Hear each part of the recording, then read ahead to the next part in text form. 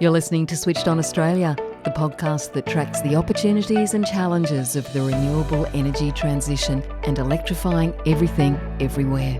Switched On is proudly brought to you by Boundless Earth. Boundless Earth uses philanthropy, investment and direct advocacy to help Australia become a global force in a decarbonised world.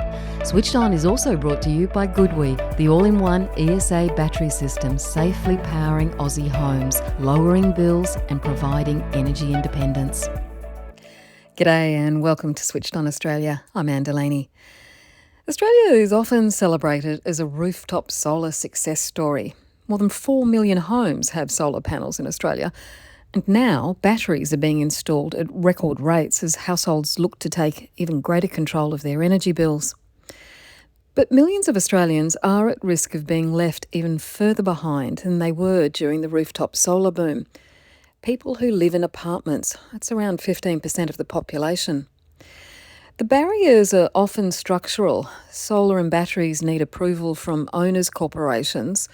They have bylaws that have to be navigated, along with often uncooperative or disinterested neighbours. Strata governance is complex, roof space limited, and legal advice is often required. There is progress, though, on the clean energy apartment front. New South Wales and Victoria offer grants for apartment solar, and New South Wales has removed the strata blocking vote on EV chargers and rooftop solar. So you just need a simple majority rather than a 75% supermajority. And we are seeing innovative schemes emerging to tackle the apartment challenge from different angles. In Europe, for instance, balcony solar is booming. These are plug-in small solar systems that allow apartment dwellers to plug directly into their homes. And virtual and cloud-based solar schemes can also provide consumers the opportunity to buy into off-site renewable energy projects. My guest today, though, believes that apartments could be at the forefront rather than the afterthought for renewable energy adoption. Cameron Knox is the co-founder and CEO of Allume Energy, the company behind SolShare. This is a technology that allows multiple apartments to share electricity from a single rooftop solar system. Their latest innovation is extending that model to batteries, which could create a new generation of community-owned energy systems for apartment buildings. Cameron Knox, thanks so much for joining the Switched On podcast today. Thanks so much for having me. Before we look at some of the solutions for apartment dwellers, I just want to look at the problem that we have. Australia loves talking about rooftop solar and what we've achieved, but are we at risk of building a two-speed energy transition? That's one for the homeowners and one for everyone else. Certainly. I mean, I would say we're not just at risk of it, we are doing that. We have almost 40% of our homes with rooftop solar installed and an increasing number of homes with batteries as well. But those living in apartments, despite them having the roof space for solar, have really been left behind. So we have less than 3% of our apartments have rooftop solar, and even less have access to batteries as well. And that's creating this, what we call energy disparity gap between those who have enough money to own their own home for good reason, investing in rooftop solar and batteries, and then those who live in apartments, who stand to benefit the most from the savings that these systems can unlock, but have had no access. It is a considerable problem, isn't it? Because, what is it, more than 2 million Australians living in apartments? Exactly, yeah. It's about 1.8 million live in low-rise apartments in Australia, which are ones that we estimate have sufficient roof space to power all of certainly their daytime load.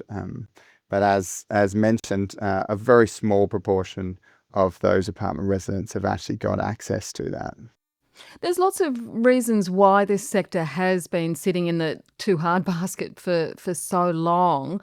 What do you put it largely down to? As you say, it's a combination of a lot of things, structural, legal, technical. Having one roof that everyone commonly owns, and then each apartment having their own electricity meter and hence connection to the grid has been historically very challenging, not just in Australia, but globally, to find an efficient way to deliver solar to. Historically, what you've had to do is have an individual solar system and individual battery system for each apartment, which very quickly gets complex and costly. You can imagine lots of cabling from the roof to the meter panel, a lot of space required for inverters. And there's also legal complications of if you've got a privately owned system on the common roof, what happens if that creates a leak? And it very quickly hits roadblocks. So we've seen very little of that get adopted anywhere across the world. And so what we saw as an opportunity was to instead leverage that shared infrastructure to have a shared system that's commonly owned, but each individual can actually access. So how does it work? Because Allume actually did launch this product, I suppose, SolShare, as you call it. What exactly does it do? What does it enable apartments to do? So SolShare is a piece of hardware that enables the energy from a single rooftop solar system to be split amongst multiple apartments within that building. And we do so on the private side of their electricity meter. So we're offsetting their electricity usage just like a solar system on a standalone home does. Behind the meter, as they say in the industry. Exactly, yes. And so you can have one system that everyone can benefit from. And the exciting part about that in apartments, which is not possible in standalone homes, is you can actually leverage the fact that people use energy at different times to send each apartment resident solar energy at a time, which actually maximizes their savings. So for example, if we're neighbors in an apartment building and I switch my kettle on whilst you go out to walk the dog, I'm going to get proportionally more of my solar electricity at that point in time from SolShare than you will. And then you might come back, switch your air conditioning on, and then be prioritized above me to catch back up. So the way SolShare works is every 200 milliseconds, it's making new decisions on where should solar go to ensure everyone gets their share from that system, but gets it at a time which maximizes their savings. And I presume in a lot of cases that it's cheaper to install a joint unit for apartments as opposed to everybody installing their own individual units. Yeah, so you certainly get economies of scale of having one system, one cabling route, one inverter. In general, apartment solar is more expensive than a standalone home just because you have roof safety costs, you've got roof access costs, you've got extra cabling costs. And so there is a little bit higher price that comes with installing on an apartment. But being able to share one system, you can start to erode that because of the economies of scale. So you can have in the case of SolShare 1, a 20 kilowatt system that's split amongst 15 apartments. And so they're all only paying a 15th of that cost, which certainly reduces the hurdle to get access. Does that mean that there's a sweet spot in terms of the apartment numbers, that you've got to get a certain number of apartments on board to make it more economical? Yeah, we typically say that if you're less than 5 unit apartment buildings, so a quadplex or a duplex, those types of properties, you are probably better off having an individual system and working through the complexities that come with that. But anything 6 units or over, shared systems typically are more financially effective, both upfront, but importantly ongoing as well. Because as mentioned, you can save more by having a shared system because you can draw from it when you actually need to draw from it, as opposed to an individual system which is giving you solar energy when the sun's shining, regardless of whether you want it or not. And so, yeah, anything above 6 units, your payback period is better than if you're going for an individual system. But then that gap between shared and individual grows and grows as your apartment building size grows. So our average apartment building size is 22 units across our installations in Australia to date. What about those high-rise? Because we're getting an increasing number of really big, tall, high-rise apartments. Do you need a number of SolShare systems to make that work? So there are challenges of really high-rise buildings simply because you don't have sufficient roof space for solar to be generating enough that merits sharing it with all the apartments. So typically, if you had a 20-story building, for example, the ratio of roof space to number of apartments isn't conducive to having a shared asset. You're much better off just still installing solar. Definitely use all your roof space that you have, but probably connect it to your common services to power your lifts and other big loads that you typically have in those types of buildings. And so that section of the market is not really the section of the market where shared solar is the right solution. Where shared solar is the right solution is in the sort of 5 to 100 units, typically, where you might have a up to 8-story building where you've still got significant roof space, often flat roof space, to put solar on there, and the generation merits sharing that with all of the residents within that building. And that is the majority of, especially the existing apartment market segment in Australia. The average apartment building size is 12 units. So it's the skew is really towards the small end of the market, which has a lot of roof space, has plenty of roof space to merit you putting solar on and getting really good outcomes in terms of generation and savings for those residents. You've still got a problem, though, with governance, I suppose, convincing dozens of owners and residents to agree on a shared asset. Are you finding that a shared asset is more conducive for a lot of people than the individual units? Yeah, we certainly see that people like the idea of having a community asset. It's something that they can invest in as a community, like they're investing in an upgrade to their landscaping or painting of their building. It's something that benefits everyone, and people like to be bringing forward those ideas to their committees.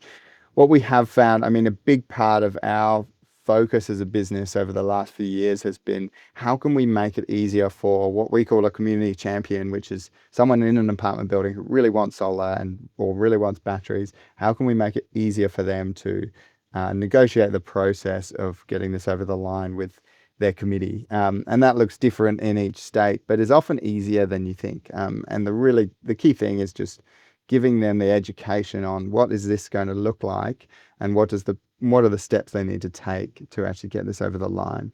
And once they know that, they're equipped with that, and you can support them along the journey, then we've seen a really strong uptake within these buildings, and we've been able to streamline the process of these committees and these owners corporations making a decision to be really efficient and almost a pleasant, I say almost, it's not always, but almost a pleasant experience for those apartments. So yeah, now we have over 7,000 apartments connected in Australia. The majority of them are private apartments, which are owners corporation managed, and the majority of those we've supported through the journey. So we give them a feasibility assessment.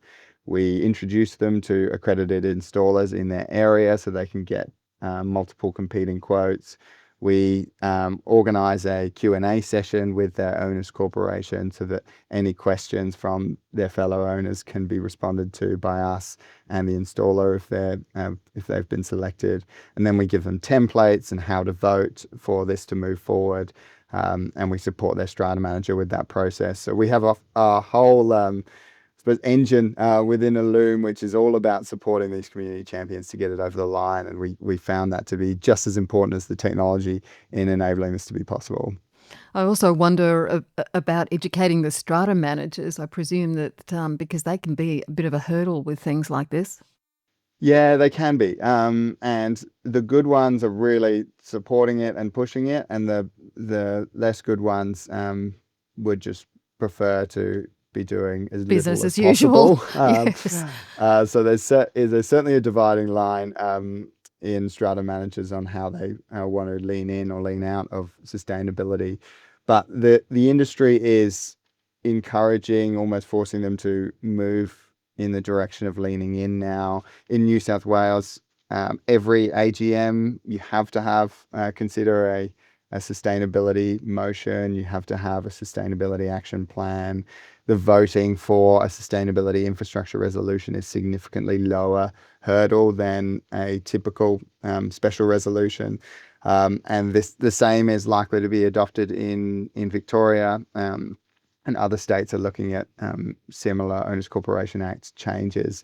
And so there is government pressure that's was pushing strata managers towards sustainability as a core pillar of managing a building. And that's coming from community pressure and industry pressure to really bring this section of the market along with the rest in terms of the renewable energy transition.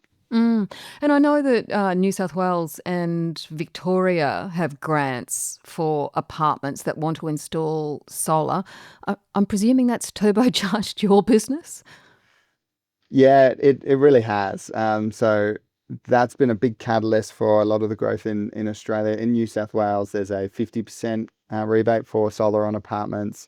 In Victoria, it's a flat $2,800 per apartment, which is really significant. So, I mean, in Victoria, that's typically about 75% of the cost of the system is covered by that rebate, which won't be around forever, but is until the end of next financial year, and then in New South Wales until the end of this calendar year for applications. So it's a really good time for those in apartments looking at solar and batteries to move forward now. So it's a great catalyst. But there's other things that we're working on more longer term with the government to ensure that this market segment continues to be supported to invest in renewable energy assets and get the most out of the transition. And one of those things is batteries for apartments. And we'll be back right after this message from one of our sponsors to find out what can be done to ensure apartment owners can be part of the home battery revolution. G'day, Alex Carey here. The Goodwe ESA all-in-one home storage solution is here, and it's a game changer. It's packed with market-leading features, full home backup and 6-level battery protection.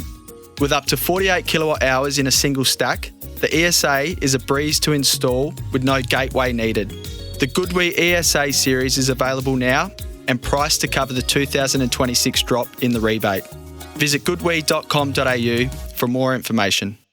My guest today on Switched On Australia is Cameron Knox, the CEO of Allume Energy. Now, as we know, the government's cheaper home battery scheme has turbocharged battery installations for householders.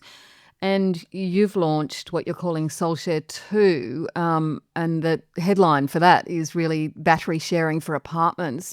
Tell me why you think this might be a game changer for apartment buildings. Well, batteries have been, as has been the case with solar, really reserved for standalone homeowners, even more so than rooftop solar. In apartments, they've been very difficult to get access to. But also there's been this push, and I know you've spoken about it on your podcast before, for community batteries, which people love, but actually I think as Tristan described it, they're really network batteries. They're not really community batteries at all. They're not owned by the community. The benefits that go to the community are really pretty small Slim. against them. Yeah. And so we see a great opportunity in apartments to create a true community battery, one that's owned by the apartment owners, one that directly benefits the people in that building first and foremost, as opposed to them being an afterthought after the networks made their profit margin and trickling down some minimal benefits to the local community. So we are very excited to lean into that as batteries have become almost default in rooftop solar installations in Australia. We want them to be default in apartments, and we want to leverage the unique infrastructure that apartments have with multiple connection points to the grid to really get the most out of a community battery. And so SolShare 2 is a big part of it is designed for batteries in mind. So it's got a higher power capacity. Current one is 20 kilowatt, 22 kilowatt. This one is 30 kilowatt. And it's got much better battery control capability, so it can actually optimize and communicate directly to the battery to make sure that it's servicing the apartments in the best way possible, providing them as much access to the value that batteries can provide in the market as is possible. And yeah, by doing it, as we described, behind the meter on the private side of the electricity meters, we can make sure that all the benefits go to the residents, and you're not getting, it's not just feeding a profit margin of a big network company. Did you say that batteries of 30 kilowatts an hour? Because that's not very big for an entire apartment block, or did I mishear that? So 30 kilowatt, so typically 50 kilowatt hour is what we're looking at for per soul share. So each soul share service is 15 apartments, and then you've got 50 kilowatt hours of storage there and 30 kilowatt of power to distribute to those apartments. And that's what we've found to be the most cost-effective ratio for apartment owners. They are using less energy than you would in a standard home. So you don't need a 10 or 20 kilowatt hour battery for each apartment. But also because, like the solar, when you need it, you can draw more than just your share. So if you're Right. got your kettle on, you got the air conditioner on, you got the microwave on all at once, you could draw that whole 30 kilowatt Yeah, I was going to of say power easily. at that point Yeah. in time. And then your neighbor probably is going to switch on their kettle at a slightly different time, and they're going to get a benefit there. So the amount of that battery that you can access swells up and down depending on how much energy you're using at that point in time. And so just like the solar, you actually don't need as big a system to get a really impactful offset on your electricity usage and a saving on your electricity bill. And so that 30 kilowatts of solar, 30 kilowatts of batteries, 50 kilowatt hours of storage for 15 apartments or 10 to 15 apartments. Our average is 12 per soul share connected. That is really the sweet spot that we've determined from a return on investment in the current market. So you're confident that's going to be enough? Yeah, absolutely. I mean, these apartments are still going to be grid connected. Yeah, of course. It's not going to be taking them off grid, but that is very often not a effective use of infrastructure or investment in infrastructure. If you're creating too much storage behind your meter, then you're actually investing more than you need. And so what we're trying to do is make sure they're investing the right amount, they're right sizing it for their apartment, and then once it's installed, they're getting the most out of it, and the benefits going to that community. Yes. And something that's really interesting in that you can do, because in apartments you've got different connection points to the grid, you don't just have diversity of usage, but you've also got diversity of tariffs. So some people might be on a time of use tariff, some people might be on a solar saver tariff where it's free in the middle of the day, some people might be on a wholesale market tariff. And the vision of SoulShare is that we can actually take that into account as well. So the value of solar might be different at different points in time. Yeah, that's incredible to be able to do that, because everybody is going to have a different retailer? Exactly, yeah. So by doing solar behind the meter, by having a shared system behind the meter, we have no control, and we don't create any obligation for customers to change their electricity retailer or go with any specific tariff. They have full freedom to choose that. And we want to encourage that diversity because that helps us create a way to maximize value for the residents. So instead of what historically has been the case, where effectively the retailers have used the grid and the diversity of people's usage to maximize their profits, we can actually use this behind the meter infrastructure to maximize the benefits for the customers. So we're flipping the script, so we can leverage the fact that people use energy at different times, but also people have different prices for energy at different times to really send them their solar and battery energy at a time which is going to maximize their savings and create best outcomes for the community and the individuals within that community. Love it. Flip the switch on the industry. Yeah. I know this is going to be hard to answer, but can you tell me how much you anticipate households might save with the addition of a battery? Is that possible to do? Yeah, so I mean, it all depends on the size of other things as well and where in the country they are. Right now, our average electricity savings on solar only is about $400 per apartment, and we expect with a battery of that size that can jump to $700. And with the cheaper home batteries program, the incremental investment on top of your solar system is not enormous, and so it actually reduces your payback period to have batteries installed. Especially, we are working with the regulator and the government on how they interpret the cheaper home batteries program for a shared battery that's connected to Yes. multiple units. Um, but especially if it's interpreted on a per apartment basis, which is the current I suppose intent that we've been discussing with the government, then it's almost free for a apartment to invest in batteries under the program, because you have the shared battery, you're getting the economies of scale of that, but then you can get a rebate on an individual basis. And so that's something that we're really working with the government to get cemented in their process, and will be really impactful to ensure that apartments can actually have, for once, an unfair advantage in accessing rooftop solar and batteries, and that can be really exciting for them. Are you getting much traction with the government? Yeah, we are. Yeah, I mean, the intent has always been for that program to enable adoption within households, and to not leave others behind, and harder to reach parts of the market behind. That's certainly the government's narrative, is that they don't want to just be replicating what's already happened with standalone homes leading the pack and others being an afterthought. They want to bring the harder to reach parts, the tenants, the apartment residents, along the journey.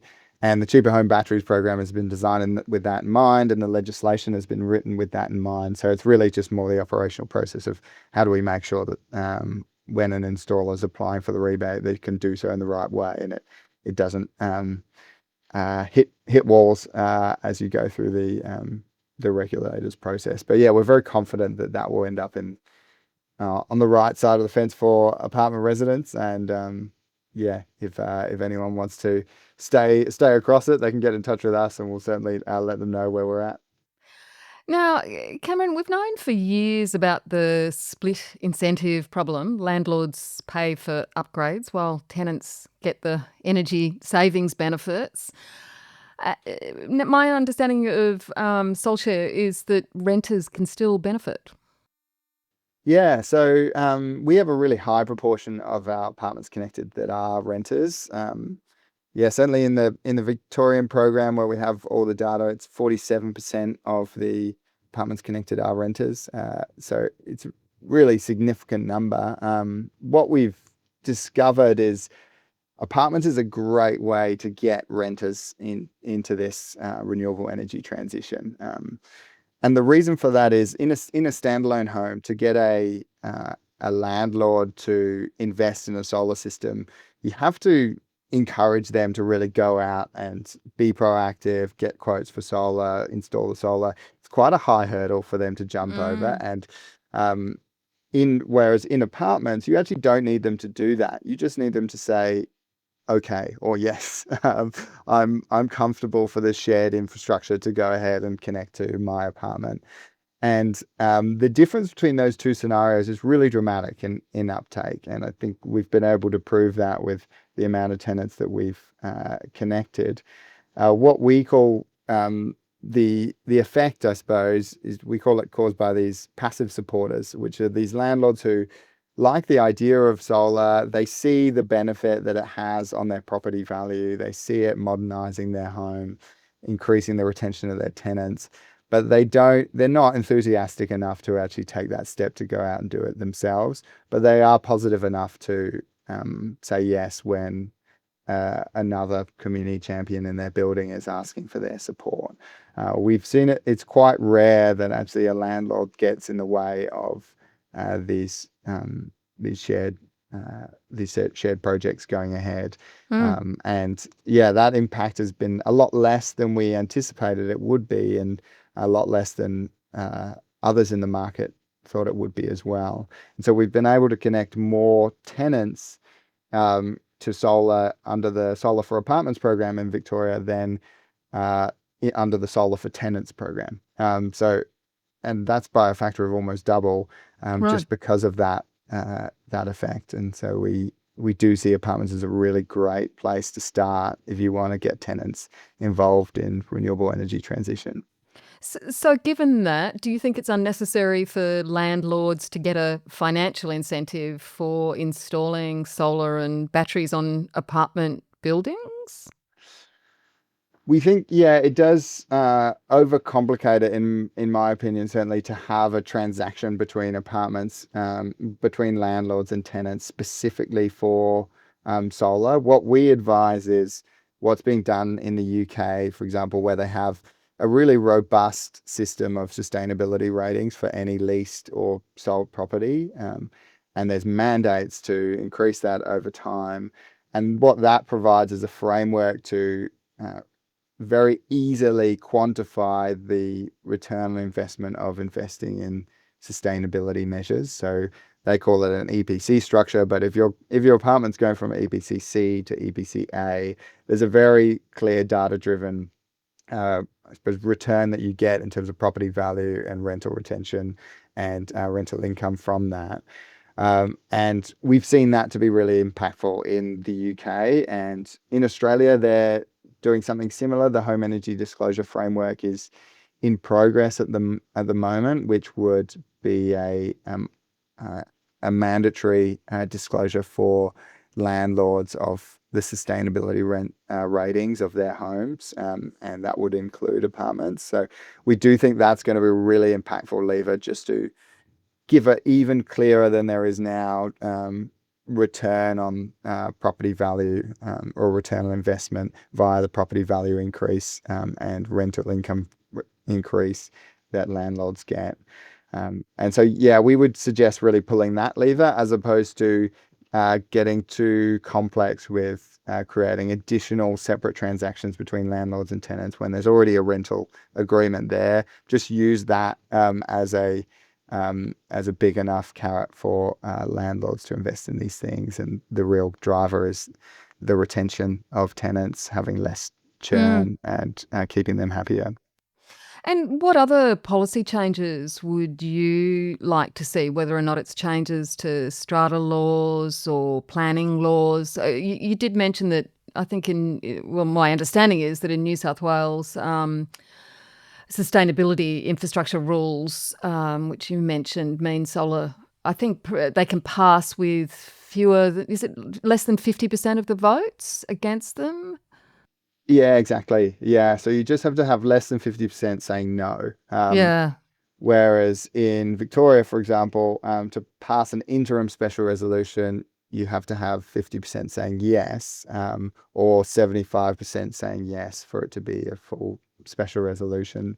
And so that's a lot harder, because the challenge is not getting people to say yes, it's getting people to say anything at all, to turn Yes. up to the meeting. Yeah. And so in New South Wales, we've seen that has a really big impact on the speed that you can get a decision made. And interestingly, we've never seen any example of someone who didn't respond then subsequently getting frustrated that a decision got passed without their approval.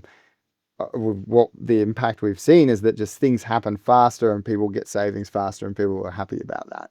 And so that's one thing that we would certainly advise across the country is implemented, is what's been done in New South Wales around, one, having it as an agenda item in that AGM, which just keeps it front of mind, having that sustainability action plan, but two, having a much lower threshold for getting these approved has been, had a really big impact for us there. So that would be one thing I would suggest. The second one we've mentioned, which is the Cheaper Home Batteries program, making sure that that's fit for purpose for apartments, done on a per apartment basis, which is in progress at the moment. And then the third one that we've also already mentioned is the Home Energy Disclosure Framework. So fast tracking that, making sure that that's mandatory as soon as possible across the country will ensure that there's a very clear return on investment for landlords to invest in rooftop solar and batteries, and that's going to ensure that tenants don't get left behind and aren't paying ever increasing electricity rates or ever increasing electricity bills. So they're the big three: is the sort of owners corporation changes, the cheaper home batteries program, and then we've just mentioned the home energy disclosure framework. That will have a really significant impact in the industry. Will make it less reliant on other rebates moving forward. Now, Allume has gone global with SolShare. You've installed, I understand, more than 11,000 apartments globally, and your installations have doubled over the past year. How do we compare with what's going on overseas in relation to apartments? Has that growth been enabled by different laws, different policies, different regulations, or is there something else that's going on? So I'd say Australia is doing well. I mean, we are leading the pack in rooftop solar and batteries, and there is a real focus now on the harder to reach parts of the market. So Australia is still leading in apartments. Where our second market, which is now our fastest growing, is the UK. And the thing that the UK do better than Australia is what we've talked about, this EPC framework of having a sustainability ratings and then tying mandates and tying funding to that. So they have various funding streams which you get a certain amount of funding based on how much you can increase the EPC level. And then for new properties, there's mandates on this is the EPC level that the apartment has to be at in order to get council approval in these things. The other thing that they've done well is that they do have a new home solar mandate that's coming in at the start of 2028, which means that all new apartments have to have 40% of the roof space covered in solar. Right. And that we've seen to be really significant for developers to force them to focus on sustainability in ways that they typically don't. So that's been impactful, and the sustainability ratings as well. The other thing in the UK that's been very helpful for us is they have a really significant number of social housing apartments. So here we have roughly 100,000 apartments in social housing. In the UK, they have over 1.5 million. So council housing flats are a really big part of their housing market. And that does mean that for the most vulnerable section of the population, it is easier to scale solutions across them. Although it's not fast, councils never move quickly. It is easier because they're collectively owned by councils, and you can roll out a solution across them, and funding is provided to councils to do that. So that has been a very helpful element in the UK as well. In Australia, our social housing footprint is much lower, and so private apartments have been a big focus for us, where a significant number of the low income population do live. So we are focused more on private here than we are in the UK because of that different housing landscape that exists. But no reason why our social housing couldn't pick up on it at all. Yeah, I mean, we do a lot of social housing in Australia. It's just there's just not as much. And so I think we could build a lot more social housing here in Australia is one thing that I would certainly recommend, not just from a renewable energy perspective, but No, lots of reasons. Yeah. Definitely. Just a final question, Cam. 10 years from now, do you think that we'll look back and wonder why we ever accepted a system where access to cheap, clean energy depended on whether you owned a freestanding house? Yeah, I mean, I think that our vision is that apartments are going to be seen as really at the forefront rather than the afterthought for renewable energy adoption. We think that there is such an opportunity in apartments to leverage this unique infrastructure they have to share solar, to share batteries, to optimize their usage versus their some of the appliances within their home. And once you add things like EVs into the mix too, there's so much that you can do in that type of building that you can't do when you just have 1 meter, one connection point to the grid. And so our vision is that the market's really going to flip and see apartments as a great opportunity to do things that are not possible elsewhere, and that the regulations will never allow you to be possible elsewhere.